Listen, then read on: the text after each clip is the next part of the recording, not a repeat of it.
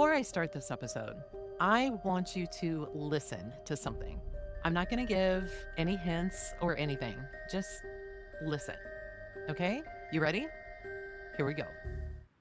You'd like to speak, can you speak louder at us so that we can hear you?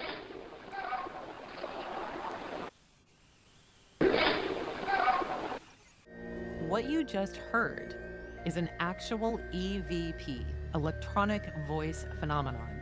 And this was captured on the Queen Mary near the pool by the EVPER channel on YouTube. Now, the person recording is asking Jackie if she would speak loud enough so that they could hear her. And the response that I hear, I don't know if you heard it differently, but to me, it was yes, no. Is as if at first she wanted to, but then quickly decided against it.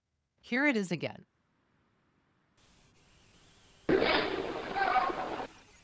Now, I get it. If you're rolling your eyes right now, I don't blame you.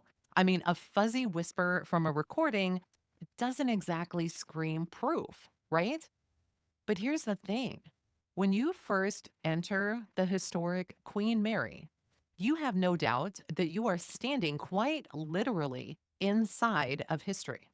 Sure, you can see the Art Deco murals, that were so popular, in the 1920s and 30s.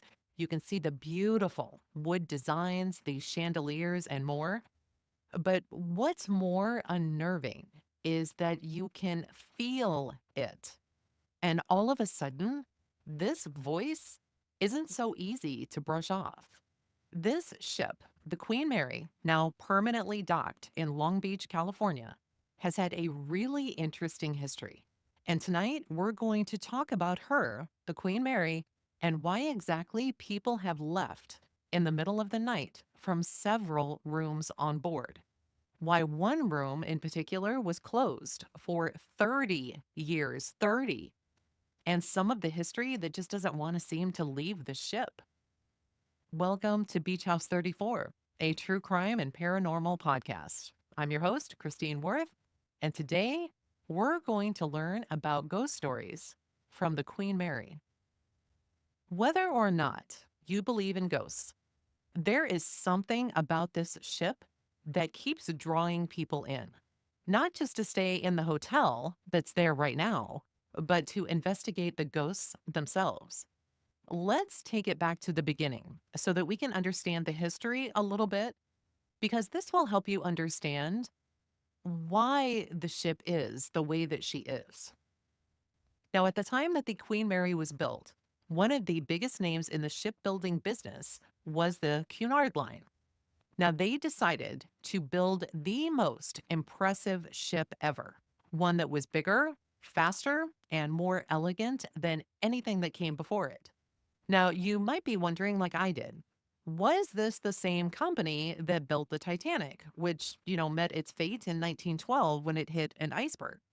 And the answer is no. The company who built the Queen Mary was actually a direct competitor of the company who built the Titanic. In the early 1930s, though, they would eventually merge together, interestingly. You might also wonder, like I did, if the Queen Mary was smaller or larger than the Titanic. And the Queen Mary is actually larger than the Titanic was. It's taller, wider, had more luxury space than the Titanic. But remember, these ships, they were built years apart, and ship design had evolved a lot during that time. Construction started on the Queen Mary in 1930, but then the Great Depression hit. The economy was horrible, and everything just stopped.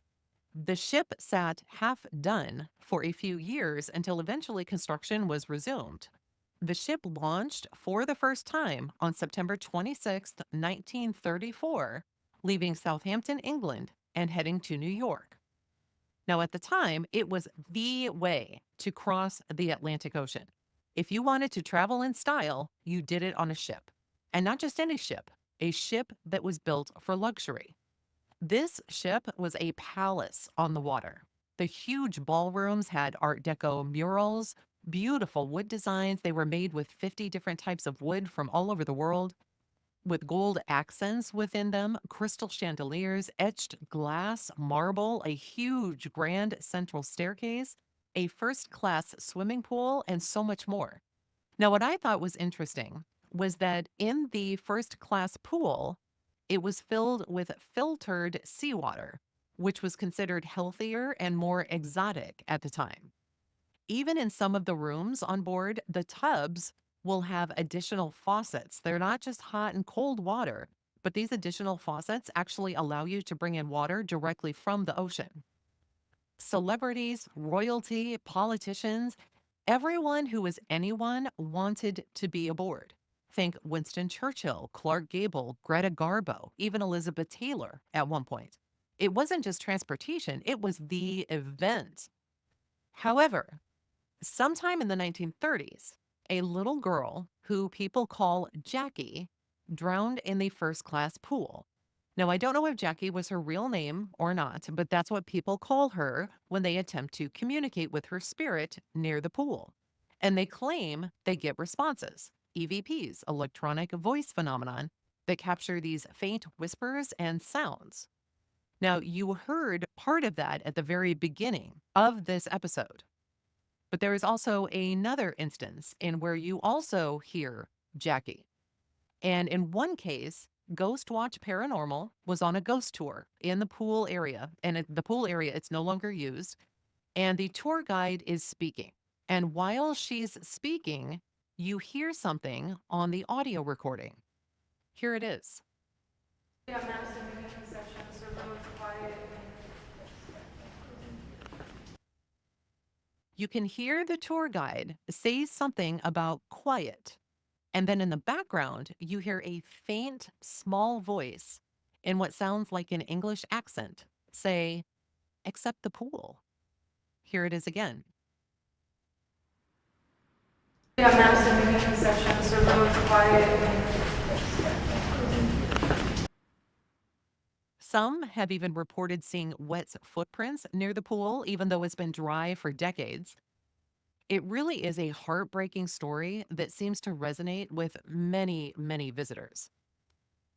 But then 1939 rolls around and everything changed. World War II broke out, and this beautiful, luxurious ship was transformed into a troop transport ship. Now, the British government needed fast, reliable ships to transport troops across the Atlantic. And the Queen Mary was one of the fastest ships in the world at the time. She was painted a dull gray and given a new name, the Gray Ghost. This ship, once this playground for the rich and famous, now carried thousands of soldiers across the Atlantic, crammed into metal bunks that were stacked high, far exceeding her original capacity. Now imagine over 16,000 troops on a ship originally designed for just over 2,000 passengers. To say that the troops barely had breathable space would be an understatement. They slept wherever they could find space. So the Queen Mary, now known as the Gray Ghost, was so fast that she was able to outrun even German U-boats. Now, these were submarines that hunted in what were called wolf packs. They could stay beneath the surface of the ocean for long periods of time, just waiting for boats that they could attack and send a torpedo into. Now, the Gray Ghost could travel in zigzag patterns at very high speeds to avoid being these easy targets. It was said that Hitler even offered a reward of $250,000. And imagine how much that would have been at the time. He offered this reward to any U boat captain who could sink the Queen Mary, AKA the Gray Ghost. Even though the Gray Ghost was a fast ship and capable of this zigzagging its way across the ocean, it still did need help, especially in areas known for heavy German U-boat activity. These U-boats, they were a constant threat. And these ships that helped out the Gray Ghost were called escort ships, and these were usually destroyers. They were smaller and faster, and they had generally up to about 300 sailors on board, along with torpedoes, depth charges, anti aircraft guns, and cannons in order to retaliate in the event that a U-boat or something else threatened the Gray Ghost. One of these escort ships was the HMS Curacoa. The Curacoa, with over 300 men on board, was escorting the Gray Ghost on October 2nd, 1942, just off the coast of Ireland. It was foggy, and both ships, as they had before, maintained wartime blackout conditions. Now, what this meant was that they couldn't have any exterior lights, no interior lights unless they were blacked out with a curtain. All the portholes were covered, and only minimal lights were used for communication between the ships themselves. The Queen Mary, the Gray Ghost, was told to maintain this zigzag pattern as the Curacoa maintained a straight line course. So just imagine it's foggy, both ships are blacked out, and usually the communication between the two was pretty well done until tonight. On this night, the communication between the two ships was poor, and because of that, the Gray Ghost accidentally rammed into the Curacoa, splitting the destroyer in half.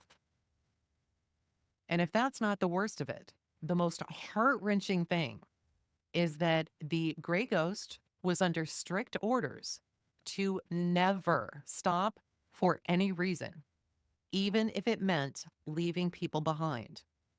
So that's what she did. After running into the Curacoa, she continued on. Over 300 men were left in the icy water.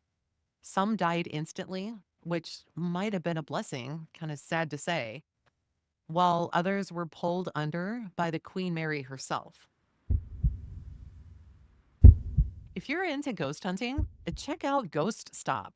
This is the go-to source for paranormal investigation gear. From EMF detectors to spirit boxes, they have everything you need to capture the unexplained.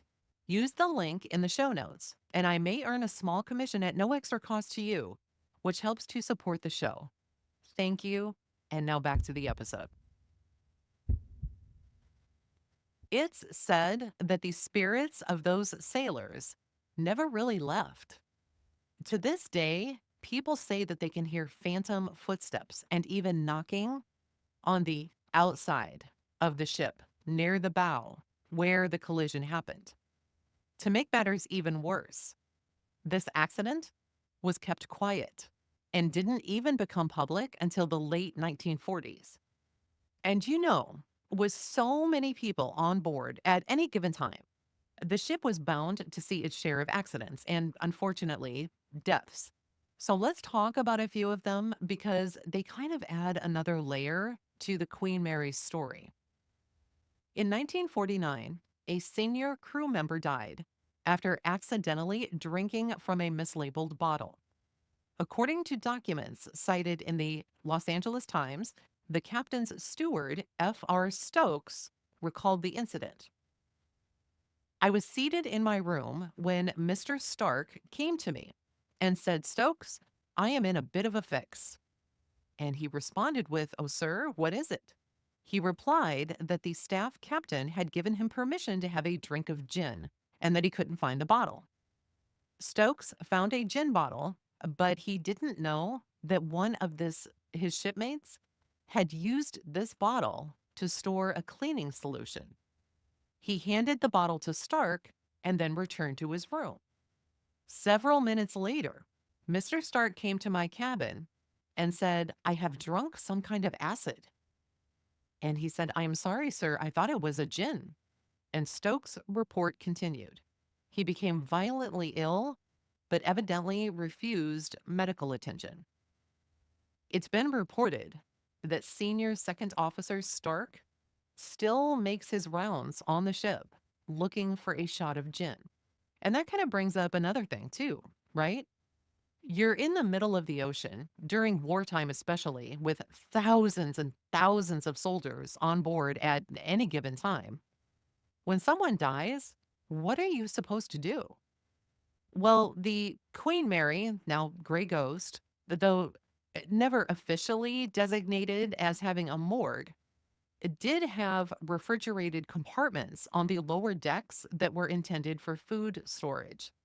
Now, it's hard to think that bodies may have just been stored in the same area as meat and produce. And of course, we don't know if one of the compartments was just used for bodies and another for food, but still, it's a creepy thought, isn't it?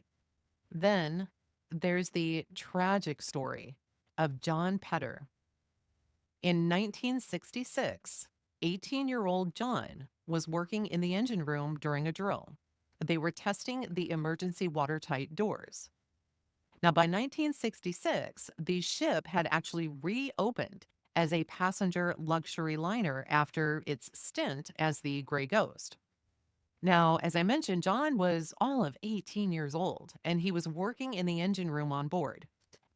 These watertight doors in the engine room and below deck, they were meant to close in the event of an emergency such as flooding. So they were about 6 to 7 feet tall, about 4.5 feet wide.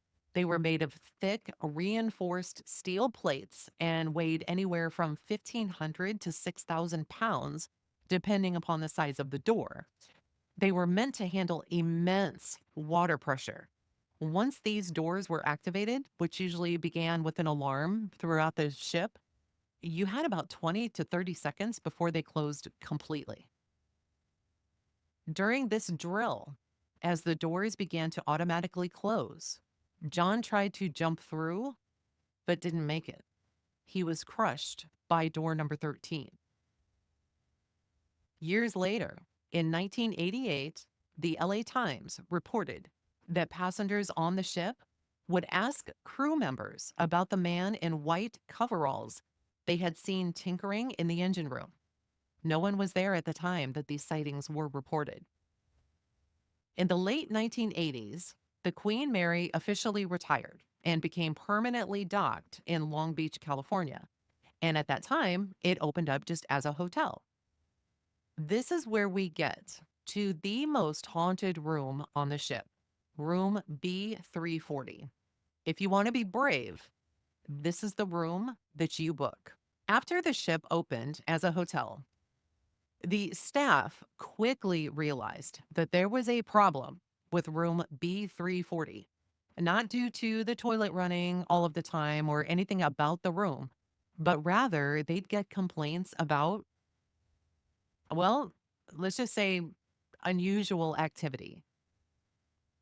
Guests would report hearing knocking on the walls at night, knocking on the door with no one there, blankets being pulled off of them by an invisible force, and shadows lurking in the room. Others would report that it felt like someone was sitting on their chest. And some people were so scared, they packed up and left the ship right in the middle of the night.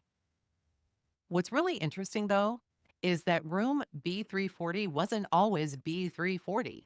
It used to be B222, 224, and 226. But these three rooms were combined into one larger suite known as B340. The ship's management, after they received these reports, just made the decision to close off B340 completely. And for 30 years, the room remained completely desolate, just gathering dust. It kind of makes you wonder, though, doesn't it? If during that time, whatever stayed in the room was more than happy to have the room back to itself or themselves. It's been rumored that there are several entities in that room. The ship eventually decided to renovate this room, and they totally embraced its haunted reputation. I mean, really embraced it. Not only are there stories from guests that are transcribed onto the pillars in the room, but you're also given a Ouija board, tarot cards, and even a crystal ball to use, just in case you want to invite something to stay the night with you, right? And in the bathroom, well, in the bathroom on the wall, they've also added an inscription with instructions on how to play Bloody Mary. Just stare into the mirror, chant her name 3 times, and wait to see if something stares back. because who wouldn't want that on vacation, right? Finally, on April 13th, 2018, Friday the 13th of all dates, they reopened the room for people to once again stay there. I can't imagine why they would have chosen that day of all days. The thing is, this room, unlike other rooms on the ship, does not have a room number plaque. So, why is it haunted? Well, there's a few stories.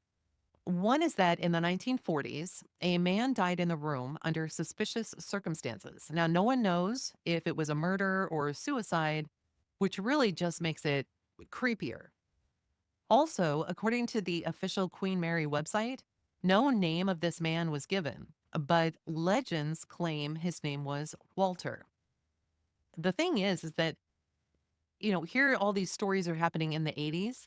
Once they reopen it, none of these stories have stopped.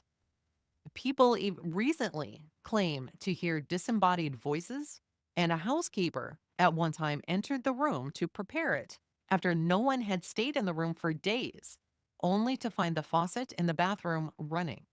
She never went back into that room. Paranormal investigators who have braved a night in the room report getting responses to their questions, often in the form of knocks. Others, who are armed with specialized equipment, claim to have witnessed readings spiking when no one was even near the device. So, usually, how these are used, if you've ever, I don't know if you've ever watched a paranormal show, but you will take like a REM pod, which is just a paranormal device which detects certain things in the area around it. And if you set this just randomly in the room, step away from it. If it makes any kind of noise based on the number of lights that light up on the device, you'll know that something that you cannot see is nearby. There are countless numbers of paranormal investigators who have stayed in room B340 and captured evidence.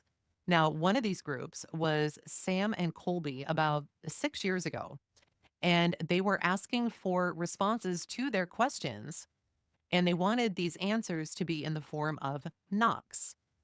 And once the question was asked, they wanted one knock for yes, and any more than that meant no. Now, I'm not going to give away the question that they asked. If you're interested, I'll have the link for you in the show notes. But it was a question that you don't often hear asked in these paranormal shows. And this is the response that they received.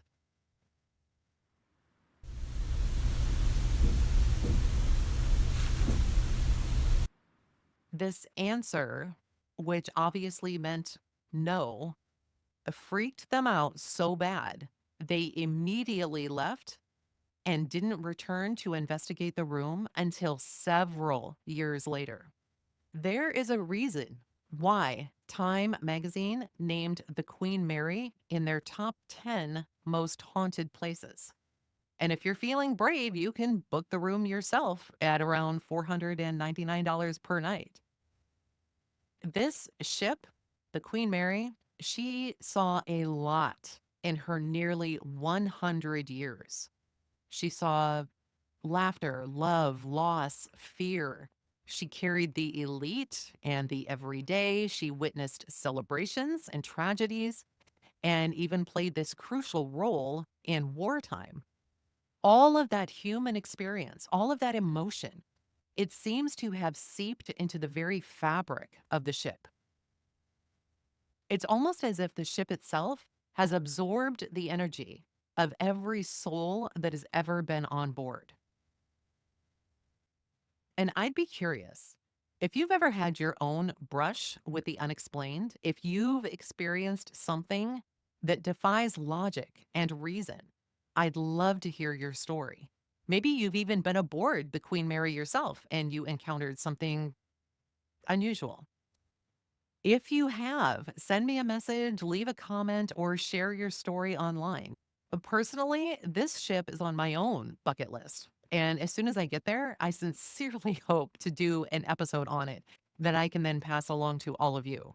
And if you enjoyed tonight's journey into the paranormal, don't forget to subscribe, leave a review, and share this episode with someone who loves a good ghost story. Or maybe they don't. share it with them anyway. You might just change their mind. Until next time, stay curious, stay brave, and maybe, just maybe, leave a light on. Maybe. We'll talk soon. Bye for now.